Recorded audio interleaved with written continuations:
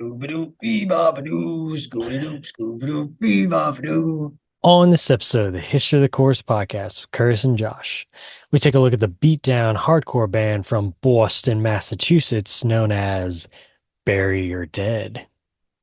Make sure to follow us on Twitter at IsSurviveByPro for news and latest episode postings. And make sure to subscribe to the show, leave us a 5-star review, and write us a comment on YouTube or whatever podcast service you're using.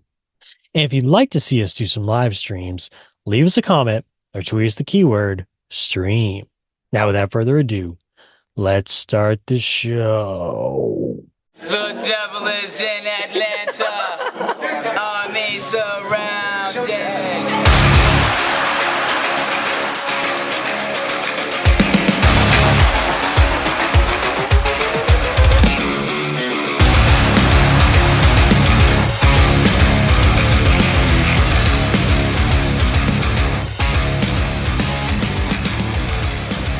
I might sleep, smiling, though I was cold. We had a fire, that's not what makes a home. Forget the past, let's forget the struggle. We have you back, and that's all I need to know. You need us now, and we forgive you. I see you're weak. Did you see? We're strong. Welcome back to the History of the Chorus podcast, sponsored by the Church of the Seventh Track, where each and every episode we take a look at the history of a band from the chorus genre. I'm Curtis, and with me, as always, is my co-host, Josh. What's going on, Josh? Hello. Hello, Mrs. Doubtfire. What's going on, buddy? Oh, nothing. Just had to, I had to channel my hardcore mentality listening to some Bury Your Dead. Northeast hardcore. Oh yeah. Yep. Feels fitting. A Bruins hat feels very fitting for this. Oh, yeah, you gotta go. You gotta go with the Bruins hat, Josh. You gotta. But before we get into Bury Your Dead, let us talk about what we listened to besides Bury Your Dead this week, Josh. Yeah? You want Is to? that me? Yeah, sure. You want to do it? You want to? Sure. Yeah, what'd you listen to this week, Josh? So I listened to a band that I started thinking about because I was listening to Bury Your Dead. It's kind of hard to see there. Well, and I This can't see all is of it too, but yeah, I get who it is. this is Throwdown. This is their 2003 hardcore classic. This is when they were still hardcore. I know in a lot of the later albums they really took a kind of metalcore turn, but uh this is some dirty California 2003 hardcore right here. So yeah, I don't know. This has always been one of my favorite hardcore albums. Remember the first time I heard this one? What's up? I typed in Throwdown Band, and the first picture is not them. The first picture that comes up is a bunch of okay, you know what? Just continue on. I'm gonna save this picture and I'll throw it up on my background here in a second. But this is not Throwdown. I had to question it for a second there. I was like, there's no Huh? way. There's no way. Anyway, carry on. Um, but yeah, listening to Bury Your Dead just really got me in the mood for some throwdowns. So Nice. that's what led me there. Have you ever listened to this album? I have not. No, I know of Throwdown, and I've probably heard like a couple songs here and there, but I don't think I've ever listened to like a full album from them. Where are you on like the hardcore spectrum? Like how what's your view there? Obviously there's like a few bands that I can think of that I'm like, okay, yeah, like I know he likes them, but I don't know if you're just like a hardcore in general fan. Um, no, because I mean, of course, I think I could probably say this about like any genre, really. You have like your your typical sounding bands in insert your genre here. Because we've talked about that before of like Ghost Inside. Remember when we talked about their later albums just kind of like they were good, but they just sounded like generic metalcore, you know? Yeah. Especially for that time when they were coming out and everything. So sometimes I get that in like hardcore is like, just sometimes it just sounds all the same, you know? But I do like some stuff here and there that pops out to me. But There's obviously very different. It's a broad spectrum, you know, what they do in like New York hardcore is very different than oh, for California sure. hardcore. Right. You take like Throwdown here and stack it up against I see an NYC hardcore band, like Stray from the Path, like their first album or two. Oh dude, the first album, Villains, that is some dirty New York underground hardcore. By the way, this is the band Josh is talking about too. That is definitely not Throwdown. Somebody called Throwdown Joe. I gave it like I look at these guys and I look at your background. I'm like, yeah, no, not even close. No. Oh I my gotta get these God. bums off my page. Yeah, get that out of here. Get that crap out of here, man. Oh, well, you listen to Throwdown, Josh. I got a little sneak peek into our next band that we'll be covering after Bury Your Dead. Still talking about burying people though. We're gonna be talking about Between the Buried and Me.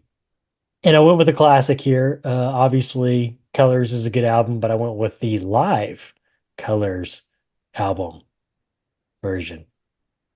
Said that weird. How is that? It's good. I really enjoy it, man. I think it's, we talked about before A of, live album is a toss up. right. Well, yes. And I watched it too. I didn't like, just get like the CD version or whatever, you know what I'm saying? But yeah, we have talked about it before. We talked about it with like Devil Wears Prada. I think theirs was Dead or Alive or something like that, or Dead Alive, I think was what theirs was called. Of course, we talk about the Zayo one. Is that Glass House? You know what I'm talking about? It goes along with, I think it's supposed to go along with the documentary that we talked about. Oh yeah. That's Glasshouse. Yeah. So sometimes it is a I was toss up, but thinking this, of Live at the Church. oh, well, there's that one too. I forgot about that one. So yeah, it can be a toss up sometimes, but I think this is a good one. Of course, to me, Colors is one of their best albums, if not their best album. I don't know. I haven't listened to all their discography yet, like their later stuff. Um, but yeah. I've not even listened to Pretty good. Colors. What? I have Really? Okay, What's let me your look here. Let me look let's here say, real what's your quick. extent? Because Colors comes after Alaska. And Alaska was 05.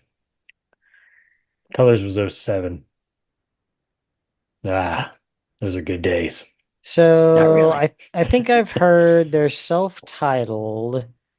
Okay. Okay, no, I don't even think I've heard they're self-titled. I've heard Silent Circus, Mhm. Classic. and then I've heard Alaska. Classic. Um, yeah, I don't even know if I listened to The Anatomy of.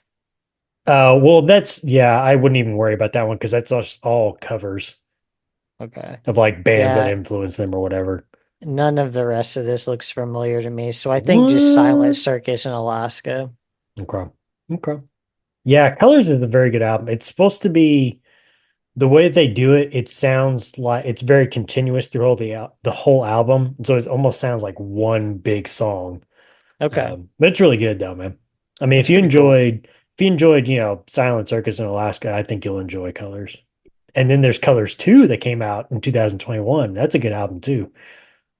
So anyway, yeah, little sneak peek into Why is it the Colors too? future. Because they wanted to do a second Colors album. I mean, does it have like a similar sound to the Yeah, I think original? it's Does I don't it? know exactly if it's supposed to like maybe like a concept wise of like lyrically what they talked about in regular color or first colors, or I'm not really sure exactly. Okay. We'll have to find out together, Josh. Does their vocalist like stay the same though through the whole thing? Oh yeah. Yeah. Okay. They once you get to Alaska, the lineup for Alaska is the same until present day. So Oh, the first really? the first two albums are the ones you have to Okay. that have the changes. I thought you were But telling me they had like quite a bit of lineup changes. no, Bury Your Dead does. Maybe Yeah. that's what you were thinking I was talking about. Okay. But yeah. But yeah, that is what we listened to this week. Alrighty, Josh, you ready to throw down and talk about Bury Your Dead? See what I did there? See what I did there? I Do you? am Do ready you? Do to you? throw down and bury some dead. Are you ready to bury some dead? All right, cool, man. Well, let's get into it. Let's talk about this band, this metalcore, beatdown, hardcore, melodic hardcore band known as Bury Your Dead. Notice What? bury your D. Ooh. Look at that. What to Easy. say after that, man? Easy. It might be an eye also. It kind of looks like the top of an eye. Oh Alrighty. man. Ah, here we go, Josh. Formed in, no, let me back up. Um, I'm going to guess. I'm going to take a guess here. You're going to tell me. You discovered Bury Your Dead through the old Victory TV DVD from Hawthorne Heights, Yeah, either from them or from or a one of sampler or those. whatever. Yeah, Yeah, that's what I was thinking. because they were yeah, they were part of like that Victory Records family that just going through band after band. You're like, oh, Bury Your Dead, like so. Yeah, Oh, you had cool. me at Hello was definitely not my first introduction to them. I believe it was Cover Your Tracks. So Okay. Which would make sense because that's their first one on Victory Records. So yeah, that would definitely make sense. For me, it was like I knew of the band, but I didn't um I had never really listened to them before. But yeah, through Victory Records, obviously. yeah.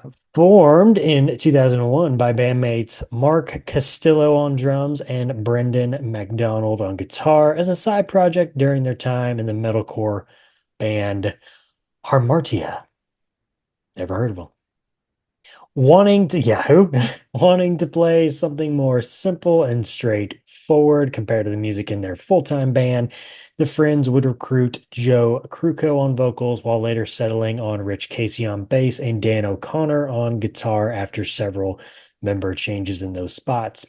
Immediately hitting the ground running, Bury Your Dead would record two quick album samplers, a Summer Tour 2002 EP, and a demo in 2002 as well.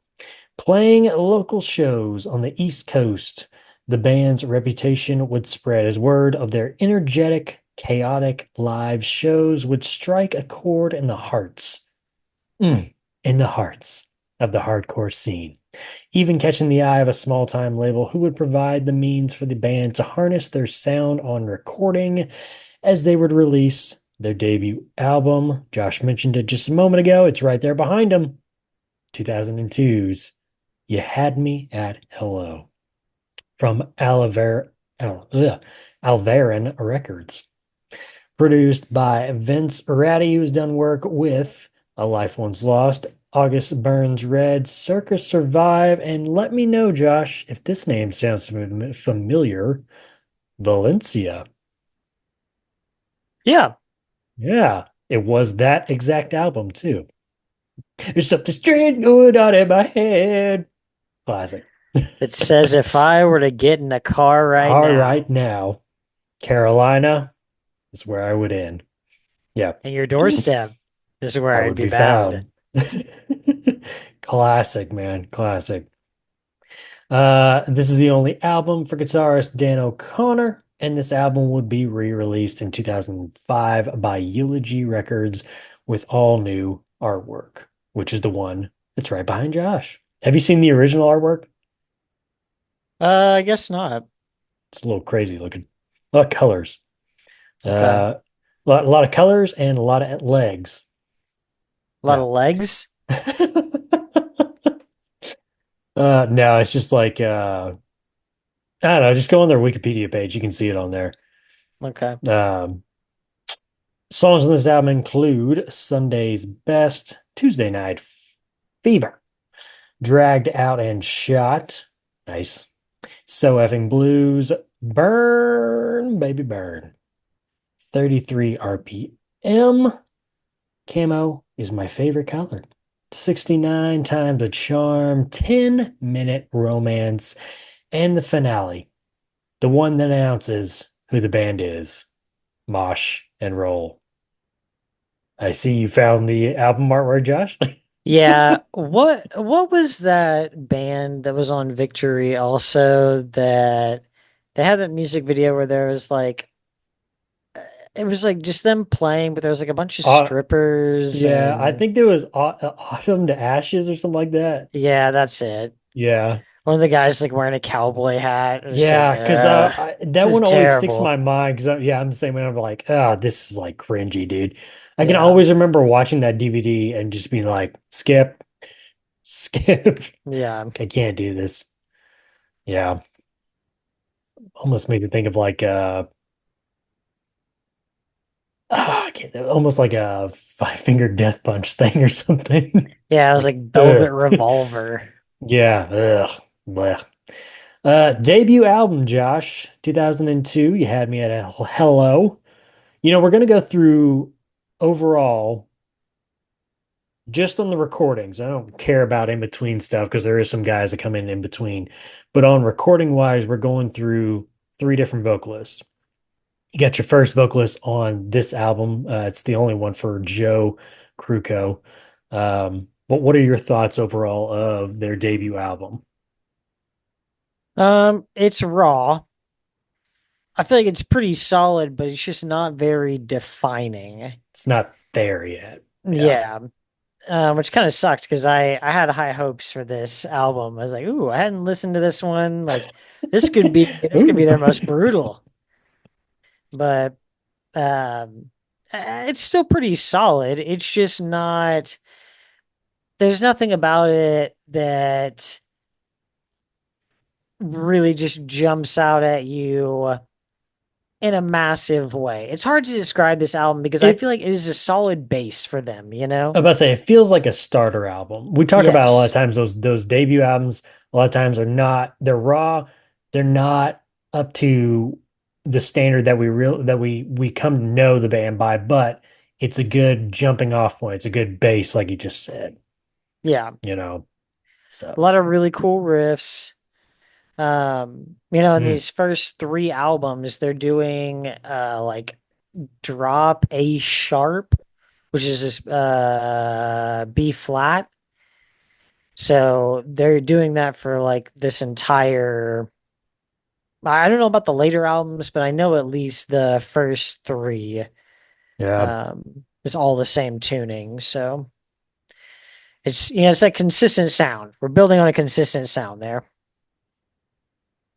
Yeah, I'm kind of interested to know what their later albums, because once they change to that third vocalist and you get to like the self-titled, and then especially um is it it's nothing it's nothing personal or something like that. You definitely get more into like the melodic stuff, and I'm like,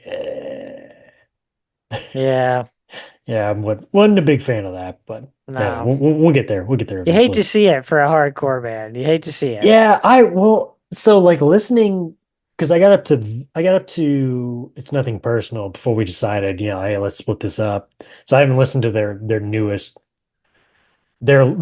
full-length album, which came out in 2011. So Mosh and Roll. Um, but yeah, I was kind of like, man, self-titled and it's nothing personal. It sounds like a totally different band from Cover Your Tracks and um Beauty and the Breakdown, and even Yeah. this one for sure. And I didn't like the direction it went. Wasn't a fan of it. But like I said, we'll talk about more when we get there in the next episode. We'll get there. We'll get there. It ain't going nowhere. All right, well, that's their debut jumping off point, the base foundation. You Had Me at Hello. Not wasting any time, the band would immediately hit the road in support of their debut album with several successful tours. But just as the band was beginning to gain some traction, Josh, the group would decide to call it quits as members went their separate ways, beginning new journeys, such as founding member Mark Castillo on drums, joining Between the Buried and Me. A little connection there, a little connection for you. He would join as their new drummer and would actually record drums on the Silent Circus. Is he? Oh, okay. Is he still with Between the Buried and Me? No, okay. that was his one and only album with them. Okay. Yeah. For the time being, he would be in Between the Buried and Me, and Brendan MacDonald on guitar would join the band Blood Has Been Shed. But the breakup, Josh, would not last, as several months would pass before then bassist Rich Casey would contact founding member Brendan MacDonald about giving Bury Your Dead a proper go at it again. And all I could think of when I read all that, all I could think of was the Dennis talking to Frank. I've got this hole in my heart, Frank, and it needs to be filled. I call it my God hole. A lot of people, I think they fill it with religion, but I don't believe in religion. Or he's like, I don't believe in God. Yeah. Yeah. Call it my God hole. Quickly gathering a new lineup that featured founding member Mark Castillo on drums, new guitarist Eric Ellis on guitar, new vocalist Matt Brusso. The band would head to Florida to play the annual festival Gainesville Fest, following that up with several short tours and other hardcore festivals such as Hellfest and the New England Metal and Hardcore Festival. So who remained of the original lineup to continue this on? Of the original lineup would be drummer Mark Castillo and Brendan MacDonald. So they're the two founding members that are left so far. They're still in it at this point. At this point, we're talking about now in 2024 or at this point? No. At this point in the story. Yes. Yeah. So your lineups, Matt Brusso, the new vocalist, who's going to be on Cover Your Tracks and Beauty and the Breakdown. You got Mark Castillo coming back, who's the founding member. Brandon MacDonald on guitar, founding member. Eric Ellis, he's a new member. And then Rich Casey, who was... But he did leave? The drummer did leave. He left, but he came back. Mark Castillo is the drummer. Okay. So he left when they broke up. Okay, that's okay. Yeah, he left and he went to Between the Buried and Me, recorded Silent Circus, and then he came back. Okay. Yeah. Picture clear now? Yeah. Do you could do, Josh? You just go said onto Wikipedia, go look at the little timeline that we talked about before, and then it'll make you even more confused. You just said enough names that I was like, is there anybody left from the original lineup already? No, but we will talk about that in the next episode, by the way. So just remember that. So yeah, back to touring, back to writing. And now, in 2003, after some time touring again, the band would be approached by Victory Records, which signed the band, paving the way for the release of 2004's Cover Your Tracks. What was going on over at Victory Records? They were like Netflix for a while. They were like, hey, we heard you guys are in a band, I guess. Well, I've never listened to you, but we'd like to offer you a bunch of money. I think probably what they did is they took the approach of casting a wide net. Yeah. And they didn't care if they got fish, sharks, crabs, garbage, dead bodies, whatever. They didn't care. They just bring it ashore, man. Just bring it ashore. We're gonna do something with these things. We'll just Somebody bring it ashore. will listen to this. Somebody's gonna listen to this thing, man. Produced by Matthew Ellard, who has done work with the Mighty Mighty Boss Tones, Between the Buried and Me, Fear Before the March of Flames, and Tina Turner. Okay. Ah! Yeah, right. Okay. That's pretty good. That's pretty good. You lost me, and then you had me at Tina Turner. I was like, what? What? Okay. This is the last album for bassist Rich Casey. You know, the guy that was like, hey, we should give this another go, please. He's like, Change no, I'm my out. mind. This album features 2 re-recordings of songs from the band's 2002 debut album. On the writing process for the album, guitarist Brendan McDonald stated, quote, now listen to this, Josh, it's very profound. The whole writing process this time around was a lot different than the last. We had so many ideas floating around in our heads, so we decided to shut out the outside world and do nothing but get these ideas put together into songs. Literally for 2 weeks, we did nothing else but write cover your tracks. Whoa! What? That's like profound, dude. Nobody's ever done that before, right? Nobody's ever just Think, dug in and written. Think that's how you write and record an album, bro. That's how you do it. That's that's how you do it. Travis Becker of AntiMusic.com wrote a review on the band's sophomore release saying, quote, There will Add be no one- music and no dancing. what is this? It's the Footloose Manson? town. The Footloose. There you go. I was trying to remember what movie that was. Add one part guy who showed up late to a soprano casting call, one part legit hardcore label, and mixed generously with serious New York style hardcore. Let's do all day. And what do you get, Josh? Gravy. Bury your dead. Also, you get Bury Your Dead in their album Cover Your Tracks. Just like good stew, everyone has a variation on the tried and true recipe. With a recipe that's been done as many times as hardcore punk, there definitely has to be a secret ingredient that keeps hungry listeners coming back for seconds and thirds.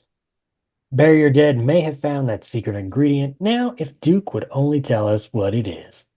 Right off the bat, and it feels like a bat between the eyes, Bury Your Dead grab the listeners by the throats and serve notice that there is a new sheriff in Hardcoreville, and he's running the show without any delicate vocal interludes or nuanced jazz drumming. Cover Your Tracks, by contrast, is all Cookie Monster and blast beats. Songs like The Color of Money and Legend are powerful statements of purpose, and while they don't always handle their largely brutish themes with any subtlety, they more than make up for it with sheer conviction. There's more than a little metal tossed into this recording for good measure. For the record, your eyes do not deceive you. All of the song titles on Bury Your Dead's record are the names of Tom Cruise movies. Now, they left out Days of Thunder, though, which, if they were following a theme, could have been an apt title for the record as a whole. The record has a power and a sense of confidence that leaves little room for introspection. The detailed production is what really places this album a rung or two higher on the hardcore ladder, which is littered with the bodies of dozens of other bands that strive for a similar sound. The songwriting is nothing new, although the songs are arranged so as not to become bland or formulaic, as many albums in this genre have a tendency to do. The playing is tight, but it has to be to even get in the door at Victory Records. Not the way Josh thinks. The way the album is recorded is the clincher. From the opening salvo of Top Gun, there's a layered, almost cascading effect to the vocals that make the listener feel as if a gang of thugs is assaulting them from all sides. The feeling may have been heightened by a quick glance at the photography inside the CD. The drums are rather low in the mix at times, and the guitar overwhelms the other instruments occasionally, but that's hardcore. Notes and little bits of feedback and distortion are buried here and there, making Cover Your Tracks well worth repeated listens. Running in the front of as rabid a pack hardcore, as has become, is no small feat, but Bury Your Dead course just fine. They have made a very aggressive, unrelenting album that may send the uninitiated running for the goodies headache powder.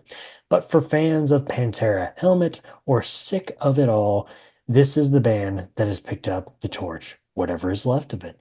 They blend elements of all of those bands inside their own unique production mixing bowl. Bury Your Dead is going to have a lot of dead to bury by the looks of those above mentioned corpses on the hardcore ladder. Unless they're as mean as they look. If that's the case, watch out for that stew. Stew. Songs in this album include Top Gun, Vanilla Sky, Mission Impossible, Eyes Wide Shut, Magnolia, The Outsiders, Mission Impossible 2, The Color of Money, Risky Business, Legend, All the Right Moves, and the finale, Losing It. I was trying to remember looking at some of these the song titles. Is Legend the one that was kind of like not sci-fi, but what would you call it, like kind of fantasy type? It was like live action. You know what I'm talking about? Was that the one where him and that girl were both on like some planet? I don't know if it was supposed to be Earth, like way in the future, but there's like a tower that they like lived in, and they like had to go No. down into like these areas where like some kind of like machines or whatever, like basically like ruled underground or something. Whoa. No, this isn't that one. I Because can't this is remember. like, The only I movie think, called Legend that I know is the one with Tom Hardy. yeah, that's true. Um, no, the one that I'm thinking of is like, it's from like it's beginning of his acting career, like in the 80s. But it was kind of like, Lord of the Rings, but not really Lord of the Rings kind of Okay, type fantasy. Legend looks like Willow or like Neverending Story. Yeah, there you go. Never ending story. That'd be a better one. Yeah. Yeah. Okay. And then I don't, Darkness seeks to create eternal night by destroying the yes. last of the unicorns, Curtis. But Tom No. Cruise and his friends do everything possible to save the world. And Mia Sarah from the Hands of Darkness. Enter a world of unicorns, magic swamps, dwarves, and rainbows. Woo! I've That's never his seen character's name too, Legend. right? I've seen this like cover and stuff, but I've Yeah. never. I've never watched it, but I knew of it. Like kind of like what you're saying too, seeing like the movie title or the Yeah, poster card or whatever. I'm gonna have to Um, watch this. I don't recognize All the Right Moves and Losing It and Vanilla Sky. I don't recognize those three. Vanilla Sky, yeah, that's isn't he a pilot in that one too? Yeah, I don't know. Vanilla Sky, 2001. Yep, that's definitely Tom Cruise there. The owner of a Ugh. large publishing company he inherited from his father is in prison. Wearing a prosthetic mask, David tells his life story to court psychologist Dr. Curtis McCabe in flashbacks. David leaves the duties of the publisher to his father's trusted associates in Manhattan. He is introduced as Sophia Sereno by his best friend Brian Shelby during a party. Oh, this is like a full. I just needed like the short one. Mm. All the Right Moves is like he's some football star in like high school. Okay. I don't know that one. That's like 1983. And then what was the other one I said? Losing It? Losing it. Sure. Losing It. 1983. I don't recognize any of those people. Four teenagers from early 1960s LA are on their way to Tijuana, Mexico. Dave, Woody, Spider, and Dave's brother Wendell. Dave, Spider, and Woody are are there to lose their virginity while Wendell Spider. came along. Yep. I'm just picturing the guy from School of Rock, Spider. Oh, geez. Let's see who played Spider. John Stockwell. Oh, dear God. That is, yep, that looks like a guy that would be named. My name's Spider. I'm No. Spider. No, no, you're Call not. me Spider, guys. Just call me Uh, Spider. oh yeah, here's a great movie for you. So three friends, Dave, Spider, and Woody, are in Tijuana to lose their virginity, while their fourth friend, Wendell, came along to buy fireworks. Okay. The window sounds lame. Oh, anyway. Enough about Tom Cruise movie titles, Josh. What do you think of Bury Your Dead's album, Cover Your Tracks? I like this album more than I like most of those Tom Cruise movies. Um, What's your favorite Tom Cruise movie out of those out of song titles? these, Yeah. probably The Outsiders. Okay. Yeah. This album has a lot of really great tracks on it. Mission Impossible is one of my favorites. Magnolia, Outsiders, Color of Money, Legend. Yeah, there's just a lot of great tracks, and this is where they start to find their stride. There's a lot of like really catchy, hooky guitar riffs. The vocals, like he's built on his vocals a little bit. What?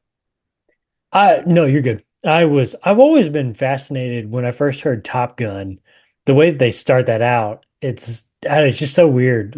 Like I'm trying to figure out in my mind, like what, because it's that quick little like double bass, and then like a little riff is like da and there's silence, and then they come in with the actual song. It's like I wonder like what made them, like what thought was going through your mind was like, let's do this. Right, because What's the they don't really go together. Yeah, it was kind of like, I don't know. The Dun first time I dun heard that, I was dun. like, wait, what's going on? Dun, dun, dun, dun, dun, Yeah, and dun, then I was trying to dun. remember, Weird. I think, trying to remember which song. I think it's, oh, The Outsiders, where it's like they really mess with the mix on the guitar at the very beginning, which is like ding a ding ding a ding ding a ding ding a ding ding ding ding ding a ding ding a ding ding a ding ding a ding. But then they come in with like the double bass, and it's like almost sounds like two separate songs. Yeah, just kind of going off like what you're talking about with like the riffs and Yeah. everything. But yeah. Yeah, this is a good album, man. Yeah, there's still like some odd things like that, in here. Yeah.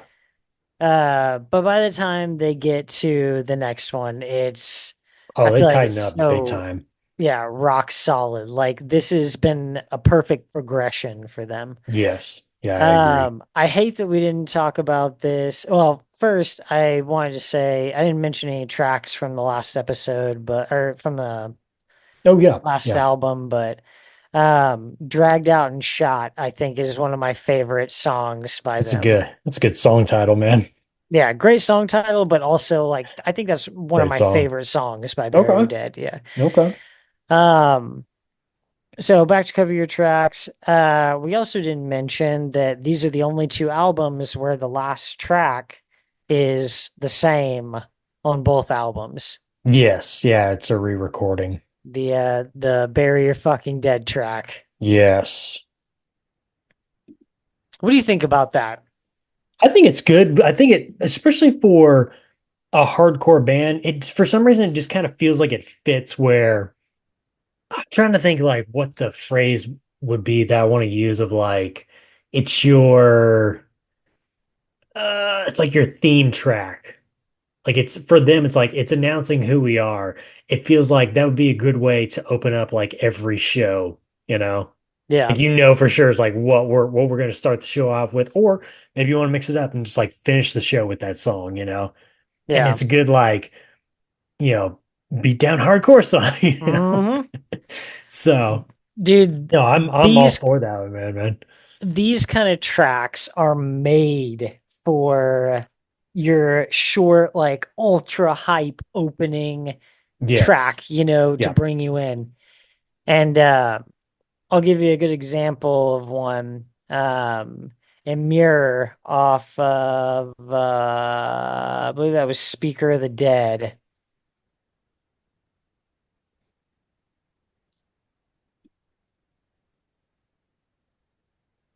Speaker of the Dead. What year was that? That was 2011. Okay. This is, I think this is my favorite Amir album because it just goes Really? so Okay. hard. Yeah, dude, it's got Dogs Get Put Down on it. Children of Cybertron. Like this album goes hard as fuck. But they have two tracks that I've heard them use because I've seen Amir a million times. Um, they have two tracks on this one that are perfect for it. It's the last two on the album. Light Springs Salvation and Word of Entulo. And I've seen them open a show with both of those. And Light Springs Salvation was pretty cool. But that one is like slightly longer, and so it feels more just like a full song, even though it's just the same lines over and over. Right. But Word of Entulo, do you know that song? Hmm. Okay, pull it up real quick.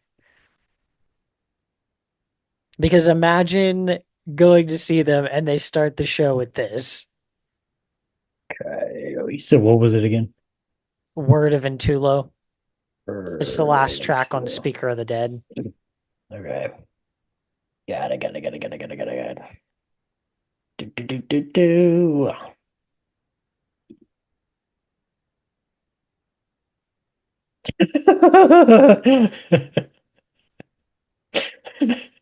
Oh, what tuning is that? Drop Go Fuck Yourself. It's like just ridiculous. No, it's just like I don't know, it just sounds like a new type of like tone. I don't know, it's just kind of it's interesting. Oh yeah, so good. Ah. I can see what they're playing in. I know they play on seven strings, I think. I can sit there and be like somebody you see like you go to the show for the first time, you don't even know who they are, and they come out with that song, you're just like, are they trying to tell us something? What's about to happen? Why are you people just dancing? Yeah, dude, just like loud as hell. Like, they come out from complete Rattle silence your to rib like cage, that. man. Just Yeah. yeah. Ooh. Ooh. Yeah. Yeah. So good. The I place mean, just just gets listening. destroyed. Yeah, I was gonna say, just listening to it on headphone with one headphone in, that, yeah, I could easily see that, man, being a good Security's getting opener, man. murdered in front of your eyes. Yeah, the You're guy's like, like, what who did I sign up happened? with? I didn't even do anything. We laugh. I'm serious. Oh, I believe you. I believe you 100%. You were mentioning songs off of debut album. I forgot to mention two breakdowns that I loved off of You Had Me at Hello. 10-minute romance. Starting about 116. It's kind of going, but then it slows down here in a moment, I think. Trying to remember how it goes. Yeah, because I kind of dun dun dun dun dun dun dun dun dun dun dun dun dun dun. Yeah.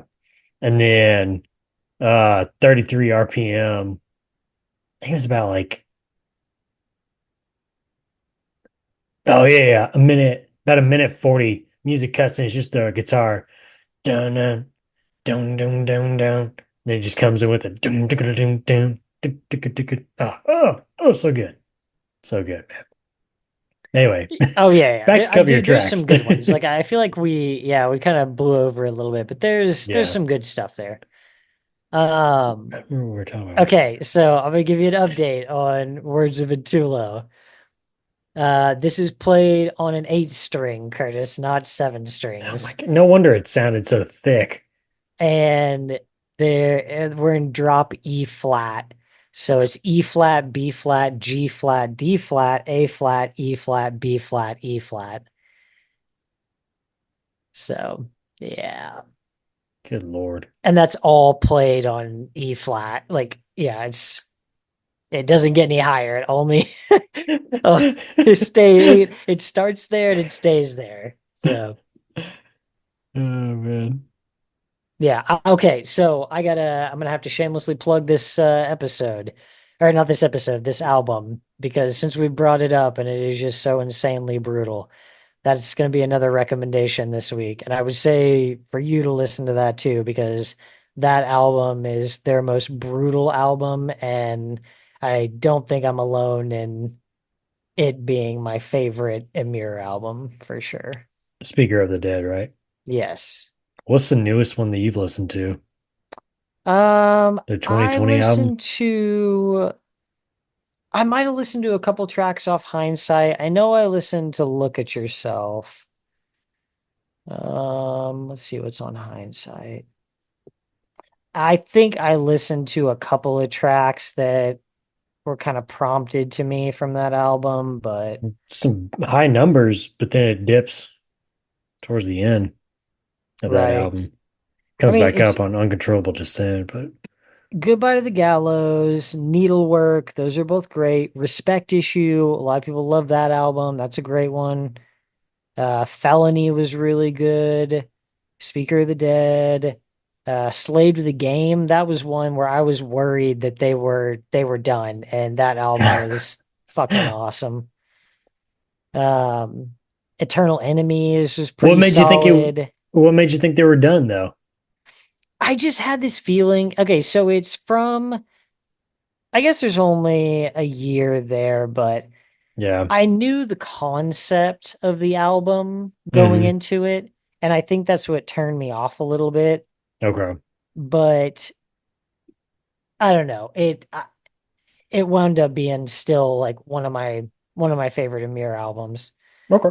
Eternal Enemies, like pretty solid overall, but had a couple of kind of tacky songs in there. Yeah. And then yeah, I feel like Look at Yourself was where it kind of started to slope down a little bit for me, but Gotcha. I think Pig's Ear, I think that's a great song. That's off of Hindsight. Like that's a good one. That's the one that Uh, starts with that like CNN clipping. yeah, let's get back to on track here because we're No, kind no, of let's pretty sit here and far just out. talk. Let's talk about Amir some more. This episode is about Curtis, Bury Your Bury Your Dead. Dead's done. We're done with that. They're dead. They've been buried. Amir, they're still alive. They're great. They're going places. Don't worry. In due time, Josh. In summary, E flat, what the hell? E flat, 8 string, rib rattler. Uh, okay, so we were talking about we're talking about Cover Your Tracks, then we went back to you had me at hello, but I forgot what we were talking about on Cover Your Tracks. It's a good album. It's a great Yeah, I album. mean, I There's think we just still listed some different yeah. tracks and stuff on there that we. Well, we did say that it still feels like I think we can both agree it still feels like a step up from You Had Me at Hello, but it's not as tight as what you're gonna get on Beauty and the Breakdown coming up next. Right. So Oh yeah, and then we were talking about because we were wrapping up the album, yeah. losing it, Oh, that's and right. Yeah, how it's losing it. it feels like a It's their theme callback to the song, man. last episode. Um, Why don't they just end every album with that? I think that would Would be you be down cool. with Like that? I maybe, think it'd be yeah, cool, kind of like different calling card, versions of that. Because Yeah. in the first one, they're like, they're goofing around a lot. Yeah, Who's and got some weed? this one feels a lot more serious. Yes. Yeah. Like this one sounds like somebody's getting curb stomped to this, you know? Don't mind Um, us. yeah, don't mind us. Uh, there's another band too, Lionheart. I don't know if Oh, you here know we them, go. but I was gonna say they have Going off like a track similar again. kind of thing where there's at least a couple times they use um like a beginning of one of their shows Hmm. where like the crowd's chanting LHX or L yeah LHA LHXC um for Lionheart Hard hardcore. hardcore. Yeah. Um That'd be hard to and chant. yeah, so that's it's like LHXC LHXC. To really So think yeah, I about don't it. know. Those little feels- calling card Yeah, moments but feel like they fit the do you genre. do you agree? I'm about to say, do you agree that yeah? Okay, you just answered the question. That's what I was gonna say. It feels like a hardcore genre thing. I mean, I Yeah, don't for sure. really. I feel like if you heard it in just like metalcore, it'd be like it just doesn't feel like it fits. It would This almost just maybe kind of feel screams like a tacky hardcore thing. in like Yeah, metalcore, you know? right. Yeah, this just feels like a hardcore genre thing. So Yeah. it works, man. I'll be interested because on You Had Me at Hello, that the song title for that one was Mosh and Roll, and that's what their newest full-length album, 2011, is called Mosh and Roll. I kind of wonder if they brought it back Okay. somewhere on there, but I don't know. I haven't listened to that one yet. That'd be Have cool. you? No. Okay, we will enjoy it together. Oh yeah. Holding hands, enjoying. No, anyway, with the response, This with the album is response. amazing. Are you feeling what I'm feeling? Well, take my hand then. With the response from the fan base, the band would end up touring heavily for the next year, even recording one of their live sets, later releasing it as a CD/DVD entitled Alive. And Josh, they do end that show with Losing It. Nice. The band would also be invited to play 2005's Ozfest, along with such bands as LA Dying, Rob Zombie, Arch Enemy, It Dies Today, and many others. Well, fun fact for you here, Josh. This is kind of a interesting one. During one of their Ozfest sets in Bristow, Virginia, the band would be joined on stage for their final song by actor/rapper Will Smith and I his was gonna say wife. Andre 3000. No, I was like a no, rapper no. slash actor, 50 Cent. Will Smith and his wife Jada Pinkett Smith, who fronts the band Wicked Wisdom. Kind of a weird combo there. I just imagine Will Yeah. Smith going up there and slapping all of them, but He just slaps each one of them. You're right. It was a joke, man. Wow. Anyway, just thought that was kind of an interesting fact there. That's weird. Rich He didn't Casey used to be on. so weird though, you Yeah, know? no, that's true. I think she drove him crazy. Well, I mean, doesn't seem like there's a lot of good stuff going on there. No, no, there's not.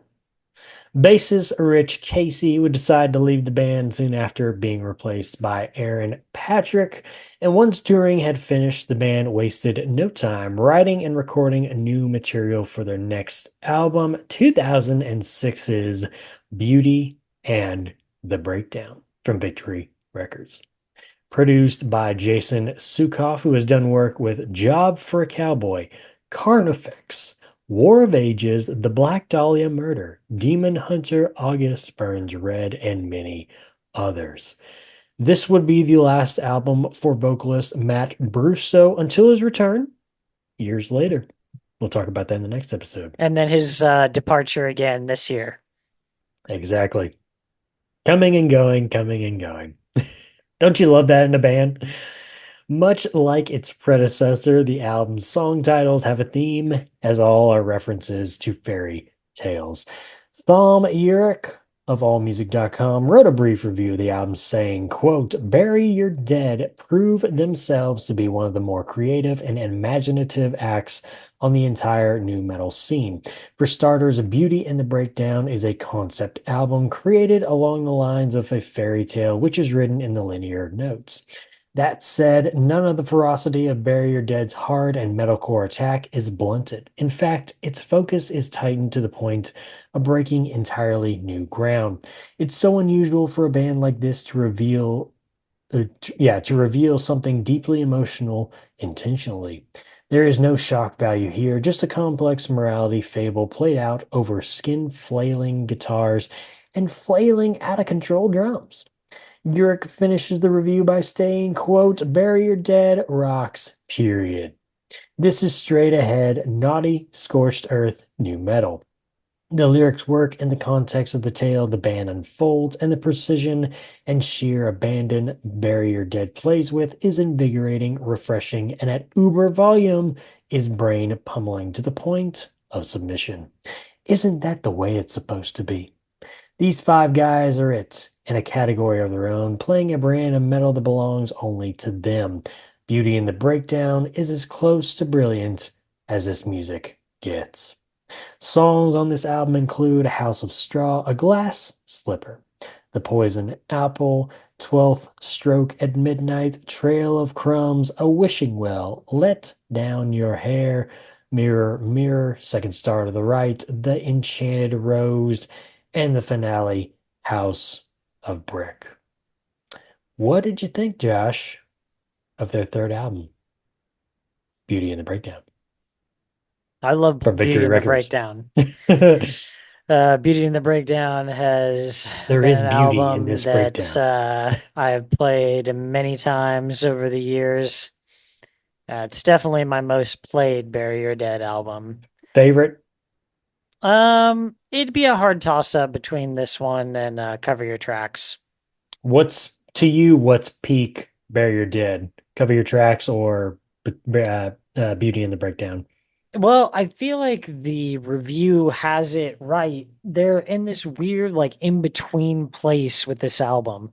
So the last album, I love for the fact that like they really achieved the hardcore thing they were going for, you know? Um, and they keep a lot of those elements in this one, but there's also like just more of this weird, it's hard to describe. It's just this in-between feeling. I feel like we're in between metalcore and hardcore here, you know? Yeah, yeah. We're You should drawing notice so much from both that it's like, yeah, but I feel like they're not really leaning one way or the other. right. One of the things that popped out to me was the use of, and they're not long, and there's not like a whole like bunch of them, but little times here and there, there's kind of those electronic like interludes, almost kind of like electric drum beat. I think if I remember correctly, you know what I'm talking about? Yeah, there's one at the beginning of the Poison Yeah, Apple. that's right. Yeah. Just kind of that use of that. One of the other things too, it's weird because I heard it more, and I heard it more with the next vocalist that comes in, specifically on "It's Nothing Personal." But there was a couple of times where Matt's vocal style on this album kind of made me think of Corey Taylor from Slipknot. I was like, Okay. Yeah, I guess I could see that. Yeah, in some yeah. places. Have you listened to "It's Nothing Personal"? No. Okay. That one, it almost sounds like they're trying to copy overall music and vocally to me, Slipknot. I was like, oh, am I just That's listening to a bunch of unfortunate. Slipknot people here? What's going on? Yeah. Yeah. But anyway, we'll talk about that on the next episode. But uh still, I this is probably my favorite. Cover Your Tracks is a good one too, and it's close, but I think this is my favorite Bury Your Dead album. I don't I don't have any feeling that Mosh and Roll is going to be my favorite, unseated or whatever, even though I haven't listened to it yet. But Yeah. I think this one to me, this feels like peak Bury Your Dead to me. And it's unfortunate that Matt leaves at this time because I felt like they were kind of going in a good direction with it. And I just don't like what they come up with in the next couple of albums because it just feels like a totally different band to me. Yeah. But yeah. Yeah, I think it's an interesting one. I thought, I think the album name, like really good, Beauty and the Breakdown, and they decide to run with that and they do all like, fairy Fairy tale tale type stuff. names for the songs. Right. Yeah. Do you have Any, do you have a I was about favorite? to, I was about to ask you if you had one. I do like the opener, House of Straw. That's a good one. Oh yeah, House of Straw is I solid. think can't remember. I was thinking it was Wishing Well, maybe. I'll have to give me a second. What about you, Josh? I did before I forget. Um, did the Enchanted Rose, like the beginning of it there, remind you of any other band, like kind of an interlude for any other band? Okay, let me listen to it real quick. Uh, ah. Um, should I know this? Yeah, and it's not exact, but it has Okay. the Have we same talked about this feel. band on this podcast? I shouldn't I ask you that. don't You don't even remember remember what we now. talked about Yeah, last. now I don't remember, man. It was Huh. Abigail Williams last time. Yeah. You know what I honestly thought you were gonna say? I thought you were gonna What? say it was Coheed and Gabriel last It was time. Coheed Josh, Cambria. that was 3 years ago. No, we're Um, still doing Coheed. Now, for some reason, I want to say, I mean, this is, I don't think at all this is what you were going to go for. Um, I was going to say, it makes me think of a little bit of, I can't remember if it's the first Kill Switch Engage album, but it's with their original vocalist. Um, I gotta look it up now. What were you going for? Sal Marnier. Oh, yeah, okay. Just vaguely, not like Yeah, I'm saying, not, right. I can see that though. it's not line for Um, line, but oh, it's line for line, buddy. Okay, now I can't even find this one. Crap. Okay, anyway, what was well, I try to find this. What was some of the ones that stood out to you on this album? um, yeah, like you said, House of Straw, Glass Slipper, Poison Apple. It's that there's like a run there up through 12th Stroke.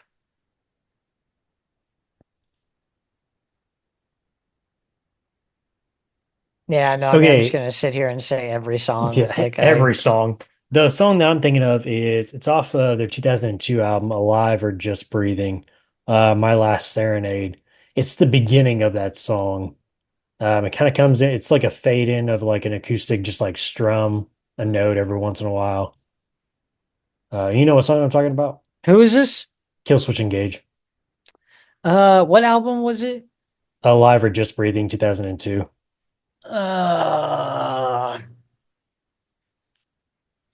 no, not right off the top of my head. Okay. Well, anyway, you might look that up. That's what it kind of makes me think of a little bit. Just that Okay. beginning part.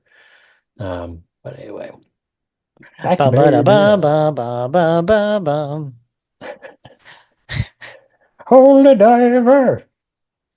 You Uh, haven't gone too long in the midnight ready sea. to go. Oh man, that Oh definitely man. was the best era of that band with him as their vocalist. Oh boy. You got anything else, Josh, for a Beauty and a Breakdown? I don't think so. I would say this is an entry point album for That's what I sure. was gonna say for sure.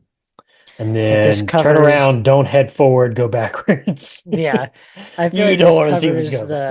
the broadest array of metalcore and hardcore fans. So Oh man, 2006 at Victory Records. Oh, what a good time. What a good time to be alive. Ah. Following the release of their newest album, the band would hit the road with Shadows Fall, Poison the Well, and Josh's listened to this week, Throwdown, on the Stress Tour. Later, the band would join the Family Values Tour, along with a few off dates with Walls of Jericho. At the beginning of 2007, just after touring with Hey, Killswitch Engage, and Hatebreed, vocalist Matt Brusso would decide to leave the band to focus on, quote, more important things like going back to school to become a teacher. Done with this hardcore how'd that scene. work out for you, Matt? I want to be a teacher. Then years later, he's like, I hate school. I want to go back to the hardcore scene, man. I mean, at least it's basic and it's not, hey guys, I don't want to do comeback kid anymore. I really want to go to South Africa and go to culinary school. Like, what? Okay, bye. I hear that. I get the hell out. Anyway, that's where we're gonna leave it, Josh. We're gonna leave it the current lineup of Brendan McDonald on guitar, Eric Ellis on guitar, Aaron Patrick on bass, and Mark Castillo on drums. Do you have any final thoughts, Josh, on the first half of Bury Your Dead's discography? This is it. This is the best. This is Bury Your Dead. Yeah, this is What's Bury coming Your next? Dead. We're not really sure what it is. I don't know what the rest of it It's is. yeah, Slipknot Light. Yeah. I mean, these first, Cover Your Tracks and Beauty and the Breakdown, those are two old favorites of mine. And there's some that still, get some playthroughs from me at least a few times a year. So, Yeah. Yep. Alrighty. Well, let's head on out, Josh. Make sure to follow us on Twitter at @IsSurviveByPro for news and the latest episode postings, not just on this show, but our other shows as well. We have the History of the Coheed and Cambria After Hours podcast. Oh, excuse me. History of the Coors After Hours podcast, where I sit down with my good friend and avid listener of this very podcast, Eric, and we talk about some of the bands me and Josh have already covered. We also have the Red Right Hand podcast, which has covered all 6 seasons and soon to be a movie, one day closer at a time, of the Peaky Blinders. each day is just one day closer to the Peaky Blinders movie. And then what happens after it's over? What then, Josh? We burn down the Red Right Hand podcast. We It's burn over. it down, or and we walk Curtis, away. the re Oh dear God! It might be time, Curtis, for the rewatch. And in this scene, all right, next scene, Tommy walks into a room. God, The those walls are some are a hard floral listens. pattern. His shoes are brown. His horse. Oh God, what color was it? Oh God, what color was it? We also have the Throne of the Dragon podcast, which has covered season 1, season 2, and eventually season 3 of HBO's House of the Dragon. Please do not disappoint us this year. Or, well, this next season is what I'm saying. But in the meantime, we also have season 1 of HBO's newest show coming up this summer. I almost said A House of the Seven Kingdoms, A Night of the Seven Kingdoms. A Night of the Seven Houses. Yeah, but in the meantime, we got some little one-offs here in the off season to keep your appetite satisfied, because you people are hungry people. Have some. We don't just eat it, okay? Eat your skin Have and some bones. crumbs. Also, while you're on Twitter, make sure to follow my co-host at Josh Leland Gary. Make sure to leave us a 5-star review and write us a comment on whatever podcast service you're using. And if you want to listen to us and see our smiling faces, head on over to our YouTube page. Just search Is Survived By Productions. That'll have every episode from all of our shows. Subscribe to the channel. Thumbs up the video. Alrighty. Till the next episode, where we'll be finishing up our look at the band known as Bury Your Dead. We'll see you.